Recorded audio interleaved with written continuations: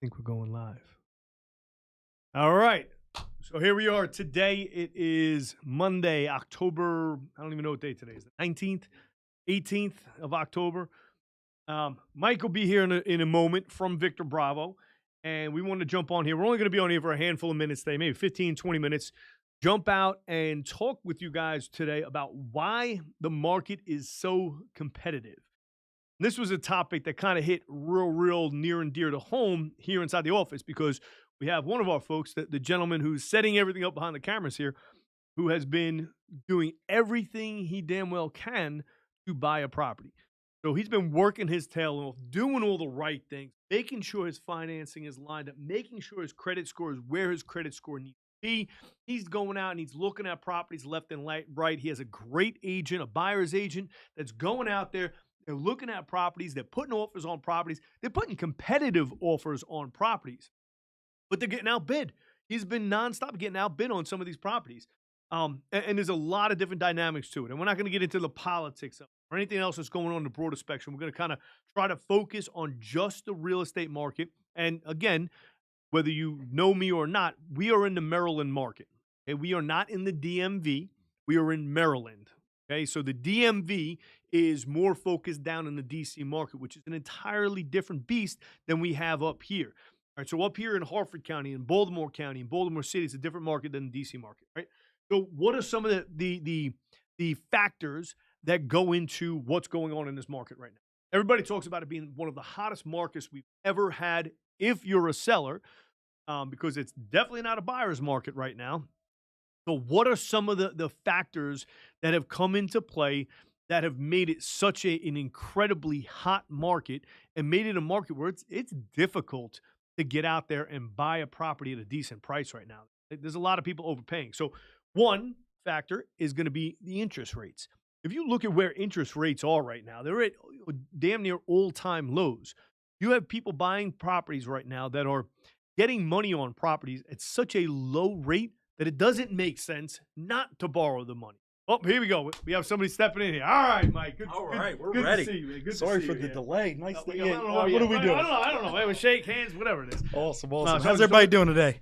I was talking about interest rates. Now, interest rates are having an impact on the market right now. Oh, my God. Kind of use Sean as an example of like it's one of the reasons he wanted us to talk about this because he's being directly affected by this. Right. He's Not only with the competition. That's it. Because a lot of people, they're able to qualify for houses that maybe 2, 3, 4 years ago were out of their price range. But because of the interest rates, it giving them a lot more buying power. Absolutely. That's a big part of it is the buying power and the interest rates. And it's, I was just talking to my wife last night about it. We're looking at doing not an addition on the house, but we're looking at taking a garage and blowing the garage out, redoing the pool. I was sitting there thinking about it. I'm like, even if we drop $200,000 into this renovation, got it at $2. That's damn near free money. It is. It doesn't make sense to come out of pocket. So anybody that's out there that's looking to buy a house right now, it is an absolutely great time to go out there to borrow the money, to be able to put that money into a long-term, I'll say asset, because a lot of people go back and forth whether a primary residence is an asset or a liability. I'll say an asset because you can use it as an asset. Yeah. So let's see. I'm just going to read off some of the bullet points that we got here. Low mortgage rates and a pandemic-fueled desire for home ownership. That's another part, is the pandemic. So the pandemic has definitely changed the game, to say the least. It has changed the game, man, because it has allowed people step outside of where their buy box would have. And this is residential homeowners. Yeah. If you live in D.C. and you work in D.C. and your primary bread and butter is down in D.C., you're working in one of the government contracts, making 150, 160 grand a year, and they're killing it down there. Over the last 20 years, you would have had to live right down in central D.C. Some of these folks are like, right, telecommuting, teleworking, they're done. Exactly. They're leaving some of the cities behind, and they're going out to the wind. Some of these people are moving out of state, moving down to Mississippi, down to Tennessee, down out to Ohio, where the cost of living is so much lower. Right. And for what you could buy here in Maryland for $500,000, buy a half a mansion in some of these other states for $500,000. And that's a direct example of DC. DC at a row home, a 1,300 square foot row home is $700,000, $800,000, $900,000 now. Ridiculous. And so what that's doing really is it increase the demand. So a lot of people out there on the demand side of things. Right. But supply hasn't really increased. No, it hasn't. Supply hasn't kept up. That's where we come in. When we're rehabbing properties, they're flying. They're going because there's no inventory. Yeah. Yeah, that was Aaron's house. So Aaron just got done his renovation, put it on the market. It looks great too. On, what was that, Wednesday or Thursday? Within the first 12 hours of that being an active listing, there were 14 scheduled appointments. Insane. Insane. Yeah. It really is. Offers that, he got in hand that typically we would jump for joy and high five. We were declining because there's better offers out there because people, just like similar to Sean's situation, are on their third, fourth, fifth house attempt, where they're submitting an offer and they're just done. Yeah.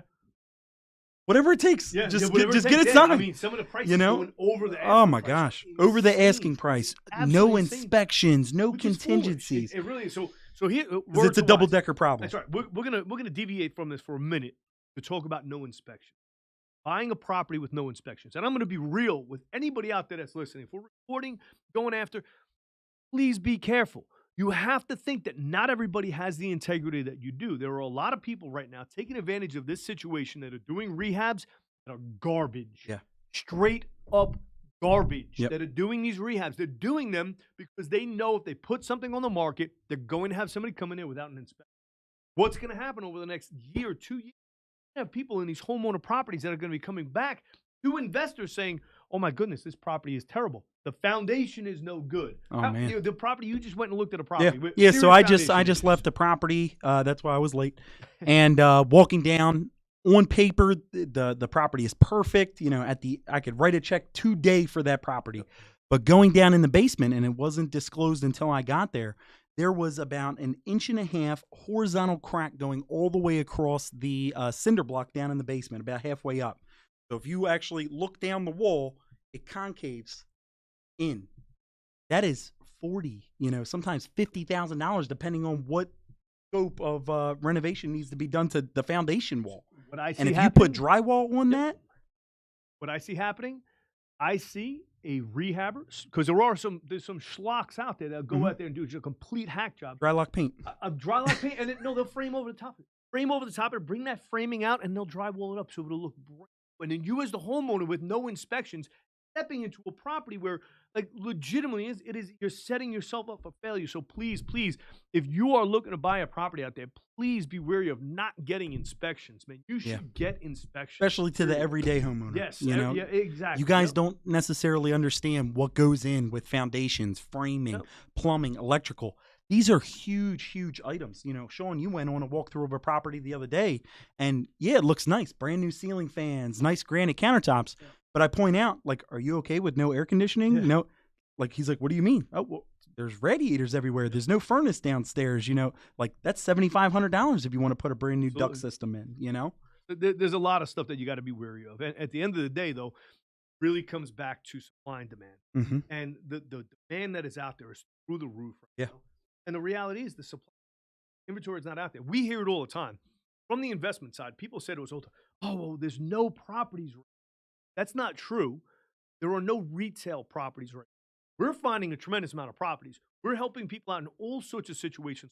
First properties imaginable, and we're taking them from being these absolutely rundown properties that are some of them are just forsaken. They said, we're done with these properties.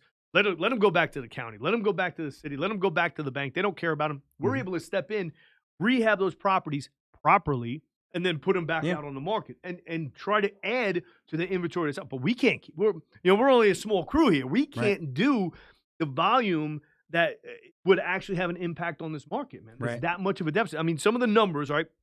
So Baltimore metro area inventory declined 53.8% from 2020 to 2021. I mean, think about that. The inventory declined 21. And this is in a city, and the major metropolitan area is not just Baltimore City. But if you look at Baltimore City, you're in a city where there's 16,000 vacant properties. Right. Hello, Baltimore City. Let's do something with these properties. What do we need to do to step in there as a group of investors to bring some funds together, bring some outside money together, work with the city, work with the community, take some of these damn properties and put it back in the inventory. Don't get me wrong. Like, it comes into some other dynamics of why people don't want to move back into the city, but we're not going to get into that. We're just going to talk about just the houses. Yeah. So there's a lot of properties out there that could be worked. So basically 54% down in inventory levels. Absolutely. It's crazy. Crazy. So talk about the homes placed on the contract as well. So as of August of this year, 43% of homes that went on the contract and accepted offers within 1 week of hitting the market. Okay? 1 week.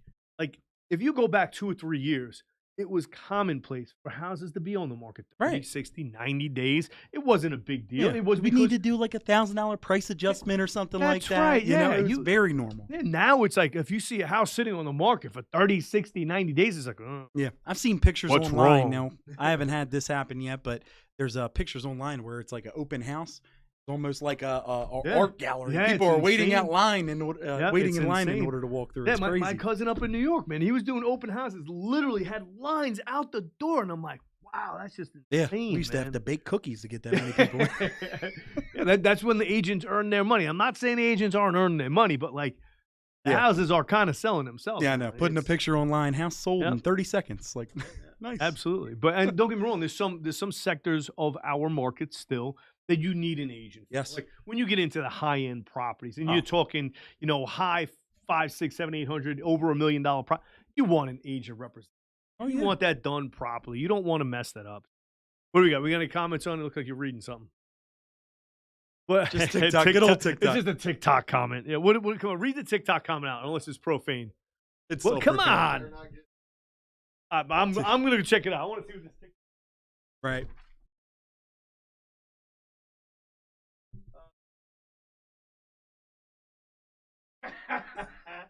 Gotta love TikTok. Well, I guess we're not going to Why talk about shouldn't that. you pay Yeah. 100%? You certainly can. So Yeah. So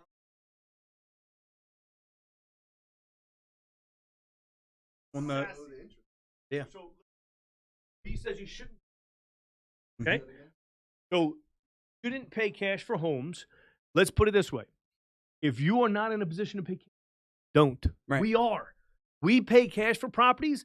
And when we say we pay cash, I'm not coming to a closing table with a suitcase full of money. That cash is because we're using private money. We're using other investors' money. We're coming to the table with a chunk of our change, a chunk of their change.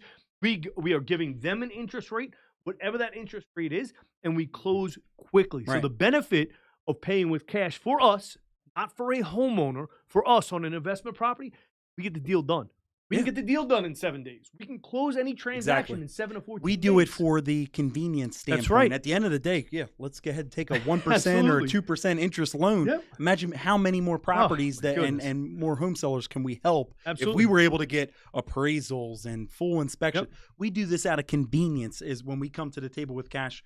What I just did, the property I just went to, that was the appraisal and the home inspection all in one. Right. And then at the end of the day, an offer, settlement table. That's how easy we make it. And that's what we do. And the fact is, like, we're not. I wish we were getting our money as investors at 1%, 2%, 3%. I'm not. No. And if anybody out there, if anybody wants to lend us money at 3% all day long, we will Done. give you 3% all day long. Actually, I wouldn't even insult any of my investors at 3%. 5%. You know, if somebody wants to make 5% on their money, I will work with them all day long. You know, Yeah. we pay our investors handsomely because worth it to us. Mhm. And it's it the makes convenience sense. factor. That's right, and that's how we are able to pay cash. So, you know, at the end of the day, another important point here too. So, you know, not necessarily talking about the cash sales, but homes that are selling for over list price. Mhm. What does that do to the market? What does it do to the ability for somebody who is looking to buy a property?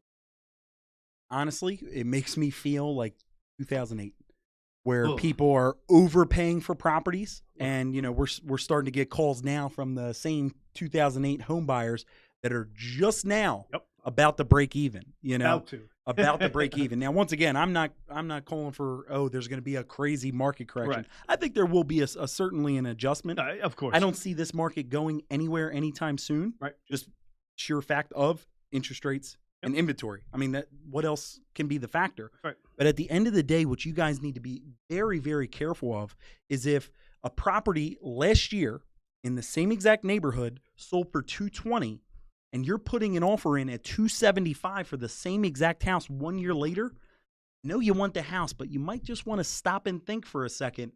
Am I overpaying? And is the interest rate that I'm getting right now on this property worth it? Because if you're going to stay there for 30 years, the answer to that question is yes, it's worth it. Yep.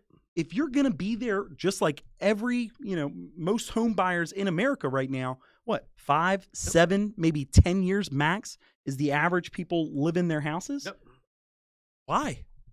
It it makes no sense. You're paying $50,000 more than the property's really worth just to get a good interest rate over 30 years. To me, it doesn't make sense. It doesn't make sense. It really doesn't. So it's, and we are here in Maryland, again, for anybody that's watching that's outside of Maryland, every market is a little bit different. So you go out to the California markets, their appreciation is insane.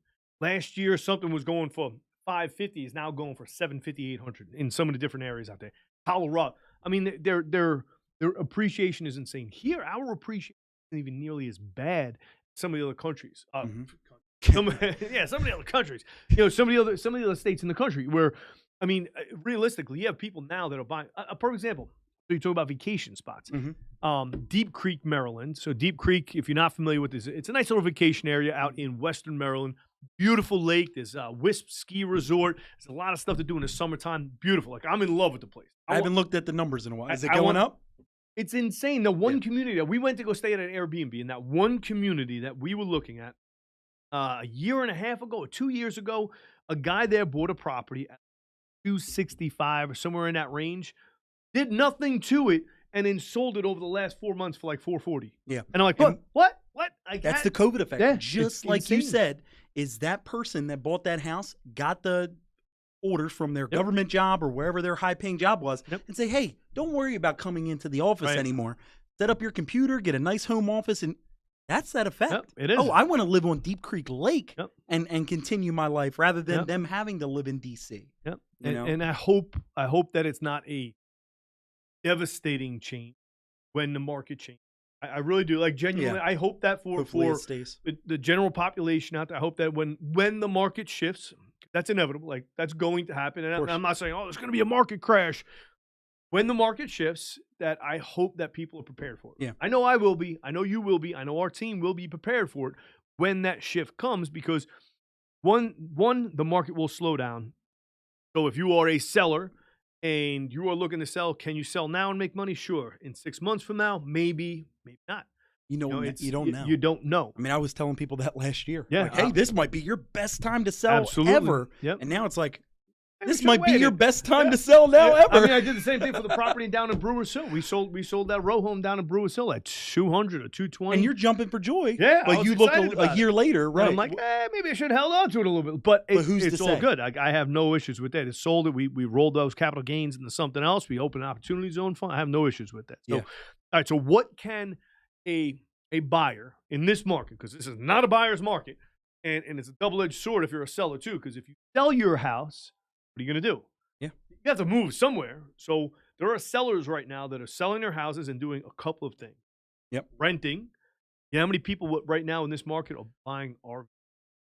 Woo! Like, the RV market right now is insane Yeah. as well. Oh my God, man. They're ridiculous. They're making a killing right now. So many people over the last year and a half are like, well, we can't work at home. We can't go into the office. Let's just pack our stuff and go Yeah. move into another. They Look made an extra $35K selling their house, so they're like, oh, $35K cash That's for the it, RV man. It's and go insane. travel, right? So they do that. They sell their house and they move into a rental, or they move into an RV, or they're seriously downsizing, because if you sell your house right now, like, you have to buy another one. Yeah. Or you have to do something. You have to live somewhere. You can't just, I mean, I guess you could live on the street. You could live in your car if that was your prerogative. You know, so if somebody's selling right now, somebody else is going to be buying, obviously. If you're selling, what do you do at that point? You get creative. That's it. You know, and at the end of the day, it's all about, you know, what appetite do you have for renovation? Yep. I mean, at the end of the day, the only way not to essentially overpay or, you know, have so much competition on fully renovated properties, to buy a property that nobody wants. That's true. You know, that needs work. But at Yep. the end of the day, do you have the capabilities to get the contractors, you know, to get the plumbers, roofers, and all that kind of stuff? It's a big opportunity, and especially with, my opinion, what's going to slow down this market is the influx of foreclosures. Yep. I think the REO wave is going to slow down this market with all the inventory that they're going to be on Agree. from all the forbearances and all that kind of stuff. At the end of That's the a day, you can scary only thing. defer your payments for so long. That's a scary thing, because we've been talking to sellers over the last several months that are coming up on that time when their forbearance is over, and they're getting hit with $40,000-$50,000. Huge. due Oh, I now only freaking owed bills. $320, and then we get the bill and it's $375, and it's Right. like, oh my God, how it's Yep, a lot of people are not realizing that money gets tacked on there. So, interest, attorney fees, documentation fees. yep, and it's like they're taking a property where they might not have had a lot of equity in it before. With that forbearance, they're upside down, Yeah. and they're going to be upside down. They stay in the property, they might be able to get that back and recoup that for the next 10 or 15 years. But if not, if they're planning on leaving that property, unfortunately, folks are going to be upside down. That Right. sucks, man. Sucks. So while it's not the same as 2008, we're going to see some of the same effects. We're going to see a lot of people that are going to be stepping into the foreclosure realm and going from there. So that actually brings up a good point, where you are looking to buy a property right now. A good avenue might be work with your agent to look at a HUD property, to look at a foreclosure, look at an REO. Because the people who are looking at those properties right now are people like us. Yeah. The investors are looking at the REO market. The investors are looking at the short sales, Yeah. and looking at the foreclosure market, because at the end of the day, we're going to be able to step in and buy these properties directly from the bank. The banks made their money. Right. The bank, their calculations on how they're looking at their loss mitigation and everything else, they have made their money You have some technical difficulties back there. Goodness. They have made their money already. So at the end of the day, when they go to sell their property, if the market starts softening, they'll be able to sell Mhm. those proproperties and not really care And guess about who has their leg up on those REOs? Homeowners. Oh, 100%. Okay. 100% Owner occupied, homeowners. first time home buyers Yep. or home buyers at all. If you're buying it in your personal name and you're Yep. going to do it for a primary residence, you're able to look at that house and offer on that house. What is it, 10 or 10 15 10 days? days usually, I believe. Yeah, It's for 10 HUD days homes. Yep. before we're allowed to. Same thing So with if you VA go in with loans, an yep. aggressive offer, more than likely you're going to be able to get it before we even look 100%. at it. Yeah, because we can't make an offer on it. We can't touch it. We can look at it and see an offer and be like, ooh, 10 days. Yeah. Ooh, we want that property. A homeowner can come in there. You can use a 203K loan. You can use any Yeah. other construction-based loan. You could make a cash offer. You can do whatever you Yeah. want to do and come in there and make an offer on the property, and you're more competitive than we will. Yeah. be. And not Period. all bank-owned homes are in terrible shape. Oh, my God, no. Some I'm properties. looking at property on Singer Road, man. Yeah. Oh, that thing is a Yeah. freaking gem. Yeah. Absolute gem. At the end of the day, the owner of that property, they just didn't work out, Yeah, but that's they it. could have kept the property in immaculate condition. Sure, the house needs paint and you could use appliances, Yep. but it's not huge. It doesn't need all new plumbing, No. all new, roof and all that extra stuff. If you can look beside, okay, my house doesn't have the glitz and glam, you can really put yourself in a position to succeed by not having to have the brand new tile, the brand new kitchen, the brand new flooring. What's that saying? Live like others won't, so you Yeah. can live like others. Yep. You know what I mean? In this market, you might Yeah. want to be smart and play it smart. And so many other things too. If you are actively out there looking for a home to buy for yourself, for you to live in, you're going to have to get creative. Yeah. And that's just reality of it. Like my sister right now, she's looking for a home. She wants to be able to move out of the neighborhood she's in, move into a different neighborhood for the schools and everything else. She wants to move into a real good neighborhood, which is awesome, but this is just a terrible, terrible time to do it. So she is going to have to get creative with what she wants to do and how she's going to go about doing it. Whatever it's going to be, whether it's, Right. because there are a big factor of a lot of people moving are the public schools of what Huge. school do you want your children to go to? Not for everybody, but for a lot of people. And that's a big factor. That's a huge factor, even though some of the school boards don't think it is. It is a huge factor when you look at price value, property values, the whole 9 yards. So if you are looking at that and you have to get creative on how to get your kids into the school you need, then that's what you need to do. When it comes to work, dude, right now, it's 2021. We've been in COVID now for the last 18 months, or however the hell long it's been. Get creative with it. Like, if you need to find somewhere that you have to drive or commute a further distance to your work, bring the conversation up to your work, to your Right. employer. Hey, I want to be able to work remotely. This is what I need to do. I need to buy a house in this area here. I want to work remotely. I mean, and Yeah. don't get any ideas. But Sean just put an offer on a house in Alabama. yeah, Alabama. But yeah, I mean, it's because it is true. Like, you might have this idea of, I want to buy a house in this neighborhood. 2 minutes away from work. That's it. It's a minute away from Wegmans. Yeah. But you're hitting every dot that, guess what? Everybody else wants. That's right. Your 100%. competition is 100%. Yep. You know? And what I will say too is this. So I don't know how well received this would be, but this is my 2 cents. If I were in a position where I knew I wanted to buy a house right now, and I wanted to go and find a property in whatever the neighborhood was, I personally, I'm going door to door. I'm talking to these people. I'm going to build a relationship with them. I'm going to let them know who I am. I'm going to let them know I'm looking to buy a house in that neighborhood. And I'm going to let them know that, hey, I want to move into this neighborhood. Right. And you know what? If that's what you have to do to get creative, not Right. everybody's going to want to do that. Not everybody's going to feel comfortable doing that. Me personally, I don't care. I'll go knock on everybody's door. If I want to move in a neighborhood, like these are going to be my future neighbors, I want them to know who I am. Yeah. I'm going to be there for them. So that's not for everybody, but if that's something that you want to do it. Whatever you have to do to get creative. When you're looking at, again, if you're looking for a specific neighborhood and you want to go target that neighborhood to be able to move into that neighborhood, well, you go back and do some research. Get an agent that has access to the MLS. Pull every listing in that neighborhood for the last 2 years. Find out if there's one particular agent that's listing properties there more than another. Contact that agent and say, hey, I saw you listed 10 houses in this neighborhood. Well, maybe they have a family relation in it. Maybe they obviously have something. Build a relationship with them so that when that person gets a listing and they're getting ready to put it on the market, you may be the first person that they hit up. Right. and then they go from there. And your pocket listings are I don't know. It's a gray area. Yeah, it's a gray area with a discussion. lot of these agents that we talk with. Oh, I got a pocket listing. Is it right? I don't know. And home sellers nowadays, why would you even want to do a pocket listing? That's it. Yeah. Pocket listing used to be really nice when the market wasn't so competitive, where you could be like, hey, I have this really, really nice one. Get it before I have to list it and save some money. Now it's like, I'd rather list it and get the property. Yeah, I'd rather get that opportunity. At the end of it, you have to, you got to get creative. If you're looking for a property out there, you've got to get creative. So.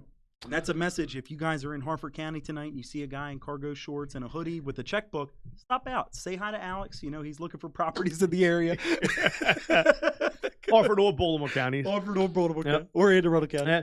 Don't be surprised. You will see me walking around in Edgewood and in Middle River and Essex and going door to door, meeting the neighbors, because, you know, at the end of the day, what we're doing is community building. You know, yes, we're buying homes. Yes, we're rehabbing. We're community build. We're building communities from the ground, not from the ground up necessarily, but we're building communities, and that's what we do. Communities. That's right. So, all right, what questions we got, Sean? Any other questions?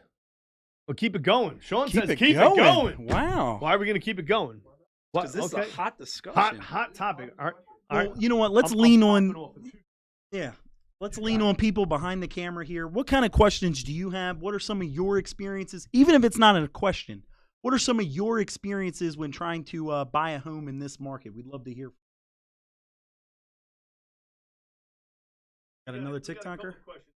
Okay.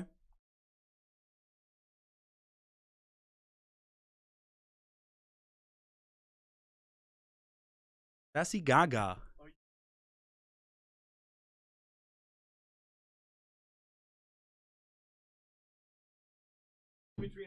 Somebody that's sassy.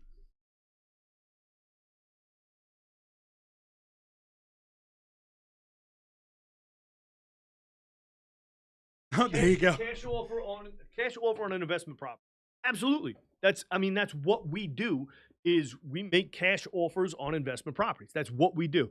All of our offers are cash offers, and the reason we do that is, and like I said, it's never. What's that? Is that what he was asking? Or it's never the cash offer itself is never actually physical cash. Well, mostly not physical cash. At the end of the day, it's going to be a loan, whether it's a hard money loan, private money loan that we're securing, or we're personally, privately funding it. So we might come to the table, like we have a deal that we're closing on in a couple of weeks. We're coming to the table, a big chunk of change, and we're doing it. It's a short-term investment for us, and we're going to be able to get in, get out, get everything taken care of, and do everything properly. And that's it at the end of the day. So, make a cash offer. You're in a position to make a cash offer. If you have funding lined up for it, make a cash offer. Because what that means from the seller's side of it is that it's a cash offer with no contingencies. They're not. That's right. That cash offer, you're not waiting. The seller's not waiting for approval from a bank. You're not dealing with a huge lending institution where you have to get all the approvals and it goes through underwriting and, I bought a car 2 months ago and that just hit my credit report and now my credit report's a 619 instead of a 620. Yeah. That's what the cash offer is. None of that is in play. And it strengthens your buying power. So, Alex, here, let me ask you a question. You have a house for sale right now, right? Okay, and you get two identical offers. You get the first offer is $300,000, as is, no inspections. Okay, but that offer is FHA, and they're putting down 3.5%. The second offer, same exact thing, no inspections, but conventional with 20%. Which offer are you taking?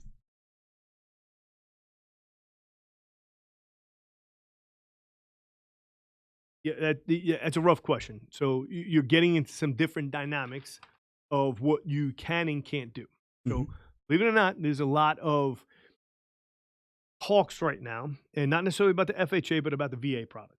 Similar concept. Let's just change your question up a bit, and then change it from FHA to VA. Change it for FHA to VA. So there's a lot of stereotypes in the market about the VA loan product, that they're harder to close and that they're more stringent and the whole 9 yards. So there are some people right now that are actually trying to get veterans as a what do you call it? What's the term I'm looking for? A special class.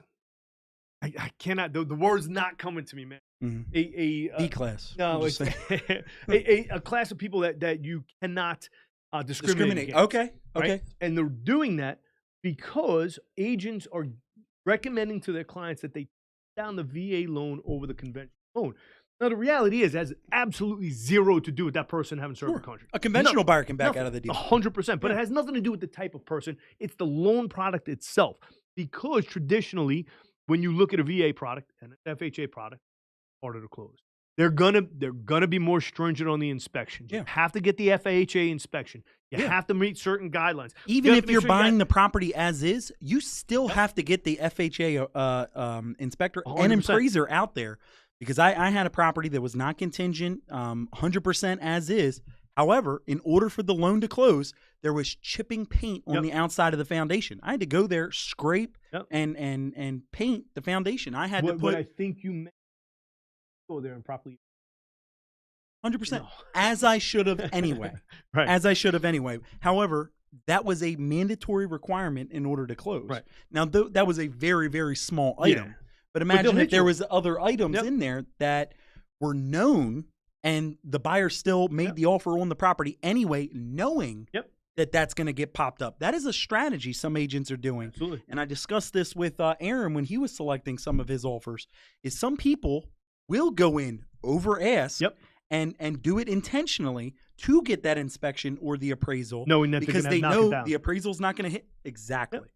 So Yeah. It's a crazy market yeah. that we're So I in, guess man. if I reverse my question, it's not actually a good question, because No, I mean, who knows what type of, at the end of the it's day, it six of comes one, down half to the dozen another. individual. That's yeah. right. It's 6 of one, half a dozen another, man. If you are looking from a seller's perspective, Aaron accepted For a VA us. loan, by the way. for us, right, as an investor that has a product, this is a product.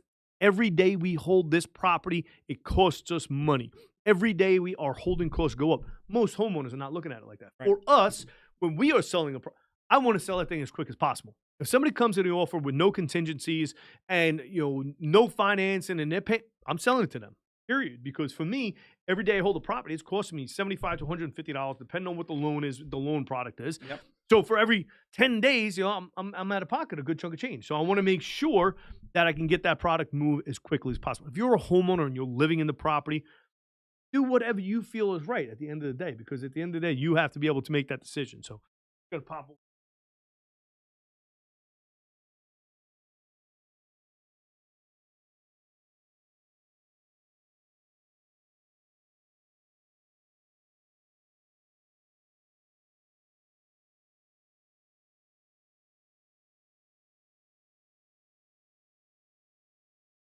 While properties that we are investing in are actually residential assets, what we're doing is commercial investing, because all of our Commercial loan loans. products are all commercial loans. We're all on the commercial side. So I'm sorry that you feel that way. Yeah, honestly, it's sad. But you know what? There are people in every industry that give a bad name to that industry. I mean, there are doctors out there that, you could say are just the worst people in the world because there's malpractice suits against them. They've taken advantage of their clients, and they've taken advantage of their patients, and there's sexual harassment suits against their patients. Oh my goodness. Is that going to stop me from going to a doctor? Right. Absolutely not, man. When I'm sick, I'm sick. I'm going to a doctor. And it's funny when you call out the individual investor, the one-off. Yep. Hey, we might do 1 to 2 to 10 properties a year, Yep. kind of. But then you get on a website called Zillow, Yeah. and Zillow just happens to be one of the largest home buyers in the market. Yep. Yet they support them. So Look at the you Blackstone got to do your group. research. You Blackstone got to do your group, they have- research they- before you make they have comments a- like that. They have a portfolio of over 50,000 residential units. Yeah. It's an international fund that is one of their primary capital groups that they're investing in. That's pretty commercial, and where we're at, we're not the biggest investors out there. We're going to do 75 transactions this year. We're going to build that up. The goal is I'm building out the construction company right now. We're going to get the construction company up and running. And how that works? Hold on.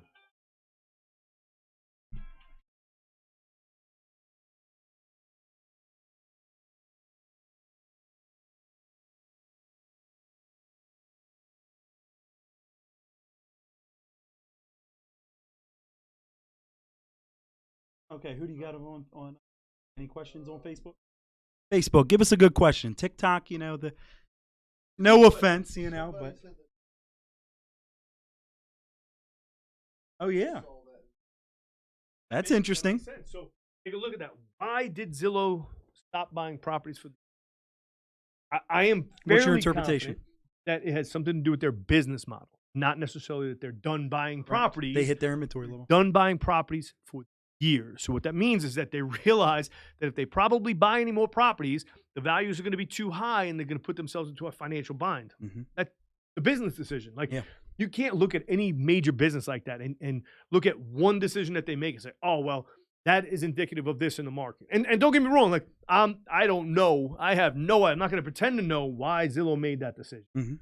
But we're still buying. Yeah. And there's been a lot of reports about what they do. They target certain areas to buy them because they like to try to control the price in the neighborhood. 100%. You know, if they buy and they're the new high comp, then when they go buy another one, they got another new high comp. So it's what other questions you got over there? Let's do questions for just a couple of minutes. Anybody out there, what questions do you have from TikTok or Facebook or IG? I don't even know where we are. What type of experiences have you had? Share a story. Yeah, share a story.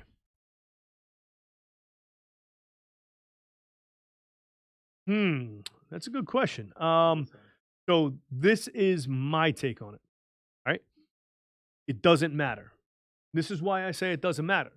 You have to be prepared for also from an investment standpoint, not from a homeowner standpoint, not from somebody who's going out there looking to buy a house to live in. From our standpoint, if inflation stays in the direction it is going and I really don't think it's from our standpoint. It's from everybody's standpoint. Yeah, I guess you can't control your lives based off of things you can't control. I can't control inflation. Like nobody can. All I can do is make moves and react appropriately. So if the interest rates go back up and they go, let's say they go absolutely insane, okay, so that's going to change how we're borrowing money, how our capital structure looks like behind our deals. Is that going to slow the market?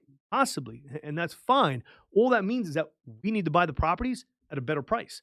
And that means that these houses that are literally falling down, the only way we're going to be able to buy them is to be able to drop our offer prices. Yeah. It's not something we want to do. Like I enjoy being able to pay sellers, a good amount of money for their property. And some of these sellers are not even getting anything because they're literally houses that they were about to walk away from, and they'll put a couple of $1,000s in their pocket. But you know who doesn't get them? City, the county, the banks. They don't get the properties because we're able to step in before that, buy the properties, get them rehab, and put them back out there. So, I mean, I guess along that same lines about the inflation, what if the supply chain issue? Well, the supply chain issues continue to be a problem over the course of the next 12, 24 months, or they get worse, or there's some embargo that's get placed on the United States. We make adjustments. That's just what it comes down to. If that means that we find a local lumber mill that can import wood from Canada or from New York and bring wood down, and we have to go directly to the supplier to buy our lumber, be it. Right. We make the adjustments because you know what? Somebody will. 100%. And somebody's going to make those adjustments. Business is going to keep going on. And if you don't make those adjustments, if you just sit and bitch and complain about the bad things that are going on out in the world, you're going to get steamrolled. You're going to get rolled. Or for that person, financially prepare yourself. What happens if inflation is my job susceptible for loss? Hey, maybe downsize. Maybe take a hard look at your budget and your expenses and say, okay, well, if X, Y, and Z happens and we're back in the same position as, 2019, just before COVID starts, I barely made it through then. Well, guess what? Get your plan together now. Do not wait until inflation becomes a crazy problem. It's already a problem. It is. Housing inventory, it's already a problem. You need to create a plan, and you can't just wait and point fingers at all these other external sources for your problems. Put together a plan. Yeah, you have to. Get a financial advisor, get a good accountant, get a good attorney, and converse with people. Don't talk to people that are, down in the dumps like, yeah, I lost my job. Talk to people that might be able to help you level up or make a better decision. Somebody that has experience in downsizing or putting financial plans together. Get yourself prepared. Absolutely. Be prepared. Yeah. Do you remember the guy from back in I don't even know what year it was, 2000, probably 7, 8, 9, something like that, maybe 10. Mm-hmm. He was from Canada, and he did this skit. It was like when YouTube really started coming out. Be prepared. I think I was 8. It was 2008. I don't know. You think you were 8? How old was I? 10 or 12? He would get on the I guess the YouTube or whatnot, make videos about all different areas, and it was about the weather. He's like, "There's a storm coming. Be prepared." It was just, man, you're gonna have to look it up. Is that when the internet came out? It may have been when the internet first came out. 2010. That is a fact. But man. I mean, at the end of the day, man, you have to take control of what you can control. Yeah. And the things that you can't control, you can't control. I can't control it. I can't control what happens in the market. I can't. I can react appropriately. Right. I can set myself up. Like I can, and this is just the God's honest truth. Tomorrow, if there is a major market change and this market takes a dump, if another 2008 happens, and this market shifts, do you know where I'm sitting? I'm ready to buy. Yeah. I'm ready to step in. I'm ready to buy.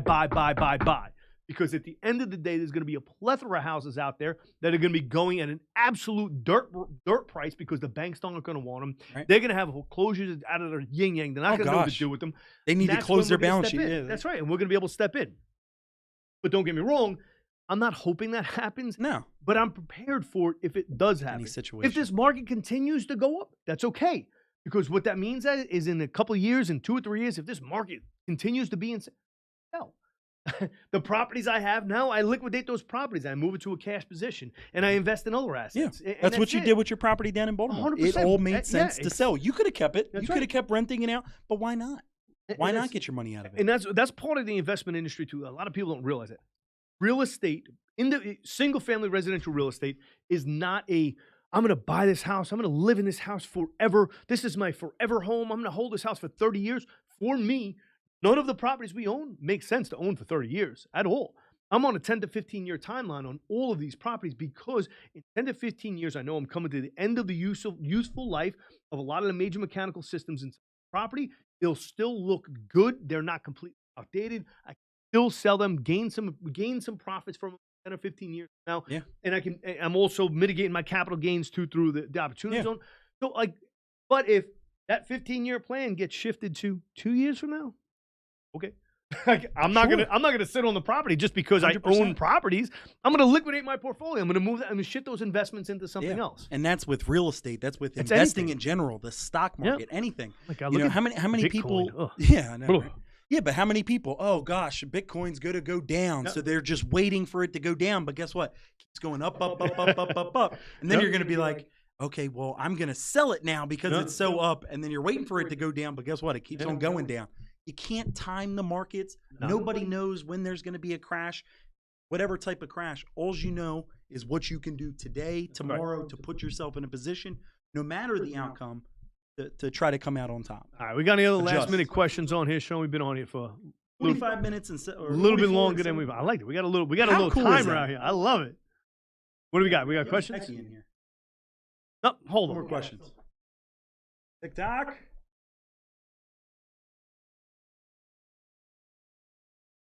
What's this? Any good ones? Do I look like Ben? What is going on? I don't know. What are you talking about, Husky, we're talking about what is going on in the real estate market.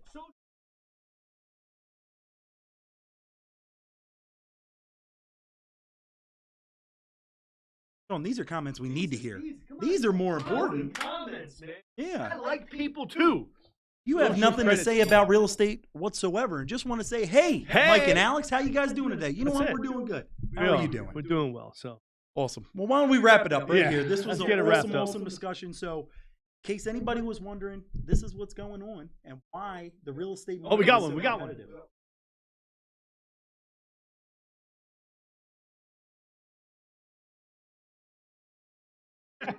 Oh my gosh. Who is that? Was I supposed to be home? Get your ass home for dinner now. Oh, wow. That's so sweet of her. Oh, man. That's all. God, I guess I got. But for anybody out there that's listening, let's wrap this thing up. Yeah.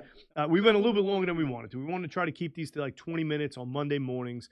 We want to start getting out there and putting more information out there. So for anybody that is watching, or will be watching, and actually, as a matter of fact, let's do this. We'll do a little cut piece.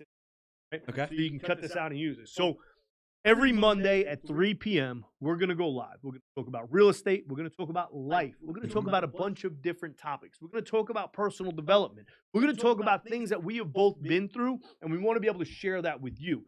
The best way we can do that is with your feedback. Let us know what comments, questions, concerns, what you have, what you want to ask us. Ask us beforehand, and we'll answer those questions for you when we go live. Yeah. We'll bring your topic, and we'll dissect the topic. Exactly. And listen, I might not know what the hell I'm talking about with your topic, and I'll let you know. But what we can do as well, and what we want to do, is bring in some subject matter experts. Yeah. So if you have a question about reverse mortgage, short sales, how to buy a home properly, anything related to real estate, specifically single-family residential real estate, we might not have the answer.